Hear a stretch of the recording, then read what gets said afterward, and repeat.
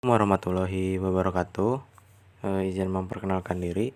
Saya Riza Nursyah dari Teknik Informatika B, Universitas Muhammadiyah Sukabumi. Di sini saya akan menjelaskan tentang rakit PC virtual ya teman-teman. Saya akan menjelaskan fungsi-fungsi yang ada di sini. Untuk itu mari kita langsung saja ya teman-teman.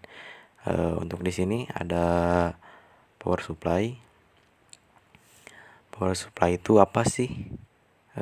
Power supply itu sebuah hardware yang fungsinya untuk menyuplai tegangan langsung ke komponen-komponen komputer yang butuh tegangan, kayak motherboard, kipas, hard disk, yang lain-lain kayak gitu ya. Selanjutnya kita ke ini dulu ya, ke CPU dulu. CPU ini punya struktur ya teman-teman. Komponen yang tersusun dalam CPU itu ada, yang pertama ada ALU atau Arithmetic and Logic Unit.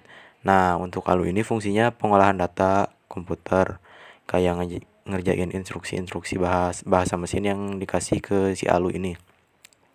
ALU juga sering disebut mesin bahasa. Nah, buat yang kedua ada control unit atau unit kendali.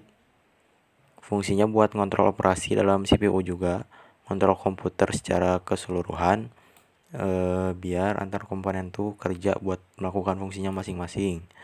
Control unit juga punya fungsi lain, salah satunya mengambil instruksi dari memori utama terus menentukan jenis instruksinya gitu. Lanjut ke struktur komponen CPU yang ketiga, yaitu ada register. Nah, apa sih si register ini? Register sendiri adalah penyimpanan internal CPU yang dipakai pas proses pengolahan data oleh si ALU yang tadi ya teman-teman. Fungsinya apa gitu? Ya fungsinya buat nyimpan data saat diolah maupun data pengolahan selanjutnya gitu. Terus yang terakhir dari struktur komponen CPU yaitu ada CPU interconnection. Nah, fungsi dari si CPU interconnection ini menghubungkan seluruh bagian CPU ya teman-teman. Kayak tadi ngehubungin si ALU, control unit, sama register ini dihubunginnya sama si CPU interconnection ini ya guys ya. Nah, buat si CPU sendiri fungsinya apa sih? Nah, si CPU ini kurang lebih kayak kalkulator, cuma jauh lebih kuat gitu daya pemrosesannya.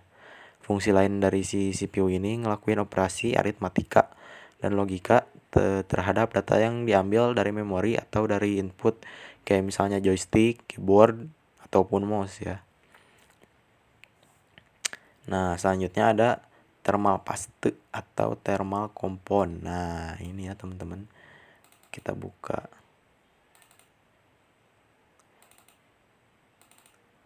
Nah, si thermal compound ini kayak odol ya teman-teman bentuknya.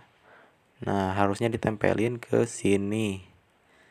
Gitu buat thermal paste ini bentuknya kayak odol ya, fungsinya buat menyalurkan panas dari prosesor ke heatsink. Heatsink yang mana sih? Nah, heatsink tuh yang ini ya, yang tadi.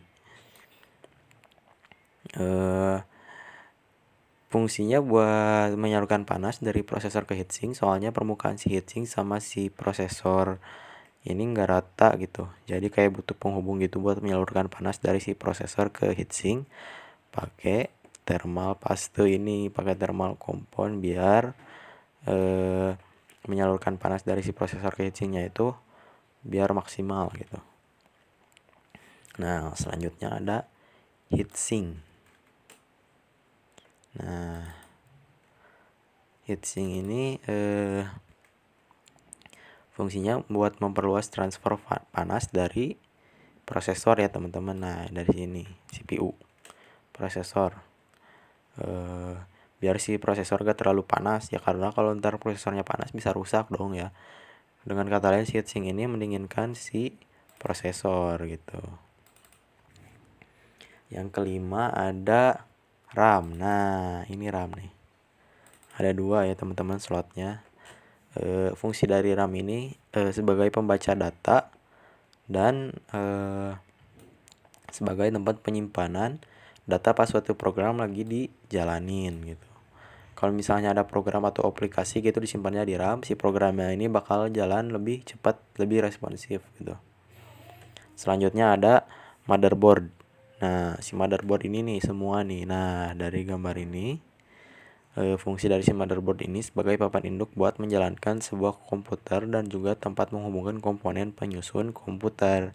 Lebih jelasnya tuh si motherboard ini papan. Nah, di papan ini kan banyak komponen-komponen gitu ya, biar si komputernya jalan. Nah, si motherboard ini, si papan ini tuh sebagai wadah utama buat si komponen-komponen ini kayak RAM, prosesor, heatsink, yang tadi disusun, juga buat ngejalanin si komputer gitu. Lanjut ada kita lanjut bentar.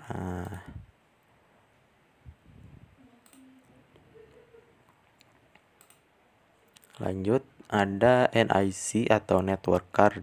Nah, ini NIC ya. Nah, dipasangnya di tengah.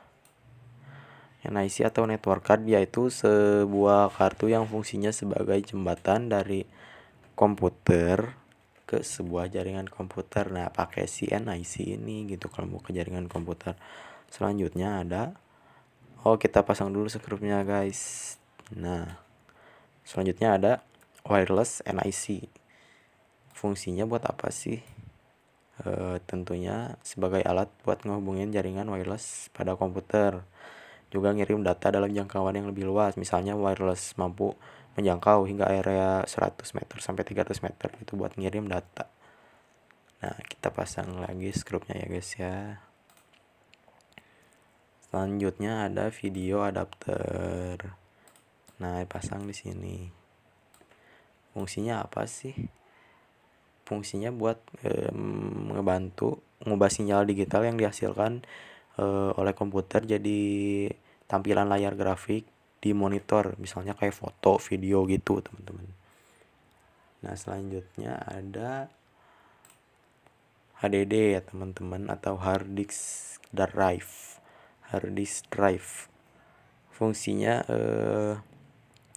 si hard disk drive ini sangat vital banget ya teman-teman sebagai tempat penyimpanan segala macam data, file serta dokumen virtual kayak PDF, MP3 dan lain-lain. Ya istilahnya si HDD ini kayak nyawa gitu buat kita para pengguna komputernya gitu. Nih, hard disk drive. Selanjutnya ada optical drive. Si optical drive ini kayak kepingan CD ya gitu ya guys. Fungsinya buat menyimpan data dengan media yang berupa kepingan CD, dan cara melakukannya ialah menggunakan teknologi optik ya teman-teman. Yang terakhir ada floppy disk atau floppy drive ya teman-teman. Nah, floppy disk ini apa sih fungsinya? Floppy disk ini fungsinya buat menyimpan data dengan memori terbatas yang cuma mencapai 1,44 MB aja teman-teman.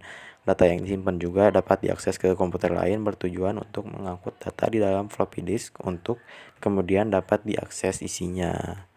Gitu teman-teman. Mungkin sekian penjelasan dari saya ya teman-teman.